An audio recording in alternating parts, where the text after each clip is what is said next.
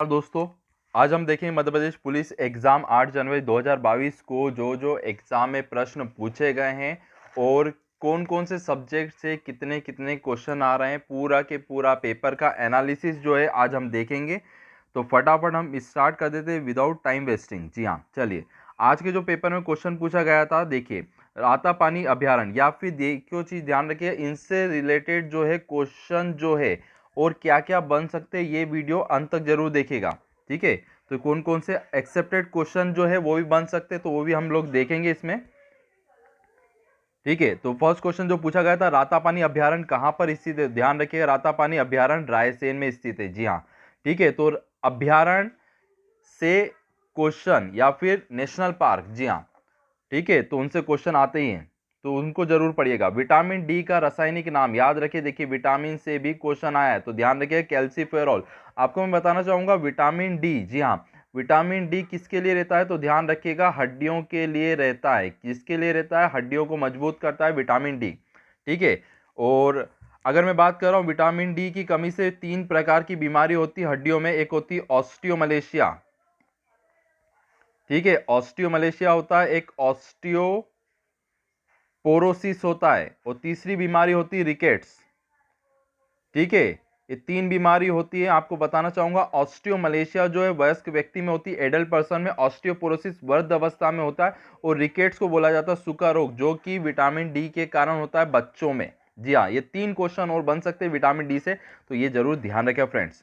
चलिए, अगला जो प्रश्न है, एमपी का सबसे बड़ा अभ्यारण्य। जी हाँ, तो ध्यान रखिएगा नौरादेई। देखिए, यहां पर अभ्यारण्य से 2 क्वेश्चन पूछे गए हैं। चलिए, फिर एक क्वेश्चन जो आता है, जी हाँ, देखिए, भूकंप को किसमें मापा जाता है? तो सिस्मोग्राफी। जी हाँ, और एक एमपीएसआई एमपी पुलिस कांस्टेबल का एक और जो क्वेश्चन फेवरेट क्वेश्चन है, समुद्र की गहराई किसके द्वारा नापी जाती है? तो ध्यान रखिएगा फेदोमीटर के द्वारा। तो ये भी आने वाली शिफ्ट में जरूर होगा, क्योंकि 70 से ज्यादा शिफ्ट बनेगी। जी हाँ, 7000 समथिंग क्वेश्चन है। चलिए, ध्वनि को किसमें नापा जाता है? तो ध्यान रखिए डेसिबल में नापा जाता है। जी हाँ, ध्वनि को किसमें? डेसिबल में नापा जाता है। और मानव के लिए हानिकारक डेसिबल जो है 85 डेसिबल से ऊपर की ध्वनि जो है मानव के लिए हानिकारक है। और वर्ल्ड हेल्थ ऑर्गेनाइजेशन, जी हाँ, 1948 में जेनेवा में इसका हेडक्वार्टर है, तो उन्होंने मानव के लिए सर्वोत्तम बातचीत जो बताई है 45 डेसिबल बताई है। ये प्रश्न भी आने वाली एग्जाम में जरूर आपको देखने को मिलेगा। चलिए, और क्या क्वेश्चन बन सकते हैं, देखिए, और क्या पूछा गया था। लाल बाग पैलेस, ध्यान रखिए, कहां पर है? इंदौर में है। जी हाँ, आपसे एक क्वेश्चन आप शायद आने वाले एग्जाम में पूछ सकते हैं, इंदौर किस नदी के किनारे बसा है? तो ध्यान रखिएगा खान नदी। और खान नदी किसकी सहायक नदी है? तो ध्यान रखिएगा चंबल नदी की। चलिए, फिर अगला क्वेश्चन, इतिहास से भी क्वेश्चन आए थे आपके एग्जाम में, तो देखते हैं। जी हाँ, भारत की राजधानी दिल्ली कब बनी? तो ध्यान रखिए 13 फरवरी 1931। 13 को उल्टा कर दो, 31 दिखेगा। जी हाँ, तानसेन की समाधि कहां पर है? देखिए, समाधि से मध्य प्रदेश से भी क्वेश्चन आए, तो ध्यान रखिए ग्वालियर। करंट अफेयर से 2 से 3 क्वेश्चन देखने को मिले हैं। ठीक है स्टूडेंट्स, तो दक्षिण अफ्रीका के टेस्ट क्रिकेटर कप्तान डीन एलगिरी।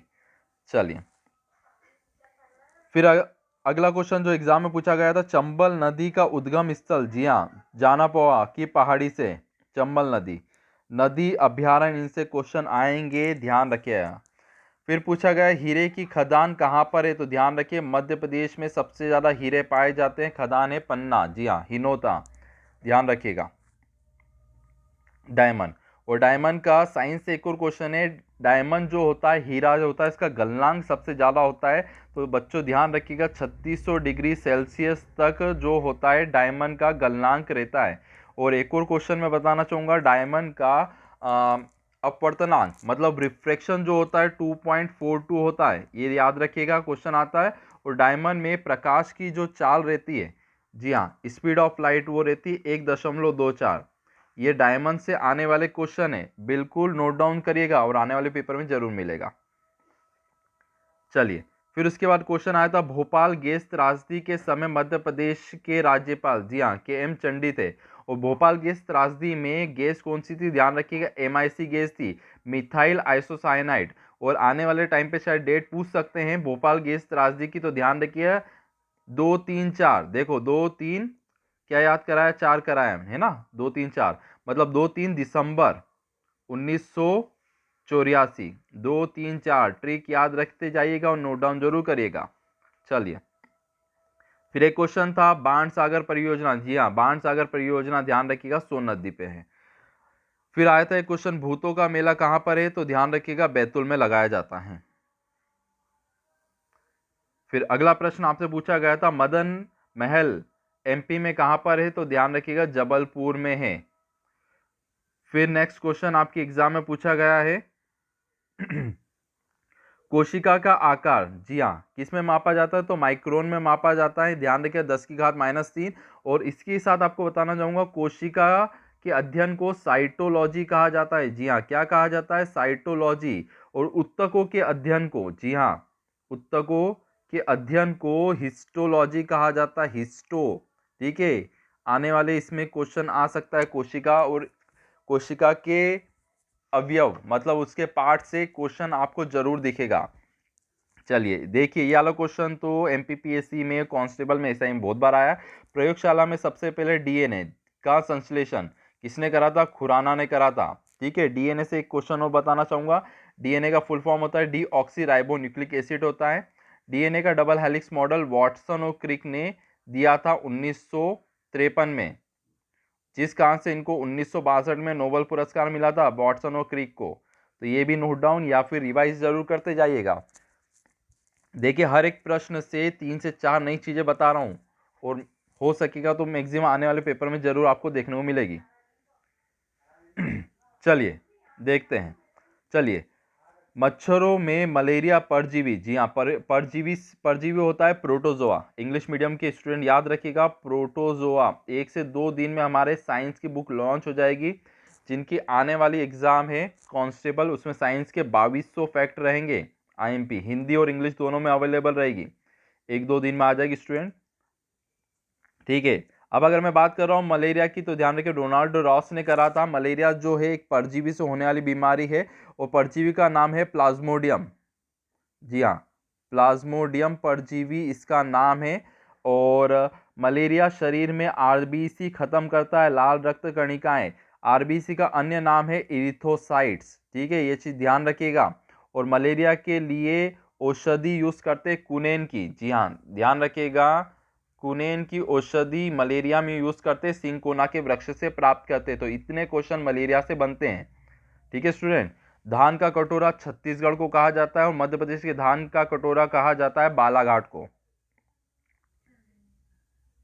ठीक है, ध्यान रखिएगा बालाघाट को कहा जाता है। बालाघाट में सबसे ज्यादा चावल होते हैं मध्य प्रदेश के। जी हाँ, ठीक है, बालाघाट में सबसे ज्यादा चावल। चलिए, त्रिपुरा पूर्ण राज्य बना था 1972 में। आखिरी तक देखिएगा, आखिरी में प्रीव्यू बताऊंगा किस किस से सब्जेक्ट से कितने क्वेश्चन बने हैं स्टूडेंट। जय विलास महल कहां पर है, ग्वालियर में स्थित है। जी हाँ, मध्य प्रदेश में मिंटो हॉल का नाम बदलकर क्या कर दिया गया, कुशाभाऊ ठाकरे हॉल कर दिया गया है। ठीक है, एक क्वेश्चन ये भी था नर्मदा नदी सीहोर के जिले के किस गांव में, तो ऑप्शन नहीं थे हमारे पास, तो मगर ध्यान रखिएगा, कमेंट जरूर करिएगा किसी का पेपर होता आज। चलने फिरने में कौन सी पेशी, पेशी मतलब होता है मसल्स, कंकाल पेशिका होती है। आपको एक और क्वेश्चन बताना चाहूंगा, शरीर में कुल मसल्स की संख्या होती है 639। 3 की टेबल याद रखना, 3 दूनी 6, 3 तिया 9। टोटल मसल्स कितनी होती है शरीर में, आने वाली एग्जाम में पूछ सकते हैं 639। और एक और मसल से आपको क्वेश्चन बताऊंगा, मसल्स जो है मतलब पेशियां। जी हाँ, पेशी को पेशी से जोड़ता है, ध्यान रखिएगा। फेशिया, फेशिया नाम का टेंडन लिगामेंट आपने पढ़ा होगा, साइंस की वीडियो मैंने बहुत सारे डाल रखे, ट्रिकी वाइज जरूर देखेगा। नर्मदा नदी किस सागर में गिरती है, तो ध्यान रखिए अरब सागर में, और 46-52 मीटर उसकी गहराई है। फिर एक और चीज बताना चाहूंगा, मस्तिष्क में कौन सा हिस्सा भूख प्यास का केंद्र है, देखो कौन सा है, हाइपोथैलेमस है। ठीक है, पी से याद रखिएगा प्यास, प्यास लगी है तो थोड़ी देर बाद क्या लगेगी, भूख लगेगी। ठीक है, याद कराने के लिए बताओ। और खाना नहीं मिला तो शरीर का तापमान मतलब टेम्परेचर भी कंट्रोल कौन करता है, यही करता है, भूख प्यास तापमान, इन सब का केंद्र जो है मस्तिष्क का हाइपोथैलेमस है। ठीक है स्टूडेंट्स, फिर एक पूछा था होलकर वंश की स्थापना। जी हाँ, तो ध्यान रखिए मल्हार राव होलकर, मतलब मध्य प्रदेश से भी अच्छे खासे क्वेश्चन पूछे गए हैं। चलिए कुछ चीज देख लेते हैं हम। जैसे कि मैथ्स और रीजनिंग से अगर देखा जाए तो करीब 62 से 65 क्वेश्चन पूछे गए हैं। ठीक है, 62 से 65 क्वेश्चन मैथ्स रीजनिंग से मिलके आए। तो मैथ्स रीजनिंग तो आपको प्रैक्टिस करना ही है, जिनका अभी कम से कम 20 दिन एग्जाम और है, मतलब कि 20 दिन बाद पेपर है। तो मैथ्स रीजनिंग अच्छे से कर लें। जीएस जीके अच्छे खासे क्वेश्चन थे, एमपी जीके से और बायो से सबसे ज़्यादा क्वेश्चन थे बच्चों। ठीक है, बायो से जरूर पढ़िएगा। मैथ्स रीजनिंग, साइंस और एमपी और स्टैटिक जीके, करंट अफेयर से अभी तक की शिफ्ट में जो है एक बहुत ही 2 से 3 क्वेश्चन आए हैं, तो इतना ध्यान ना दें।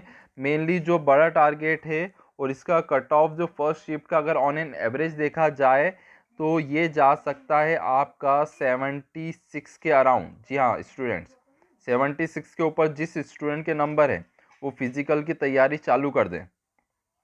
ठीक है, फिजिकल के लिए आपको बुला लिया जाएगा। ठीक है स्टूडेंट्स, और ज़्यादा से ज़्यादा इसको शेयर जरूर करिएगा, रेगुलर अपडेट आपको मिलती रहेगी। Thank you so much.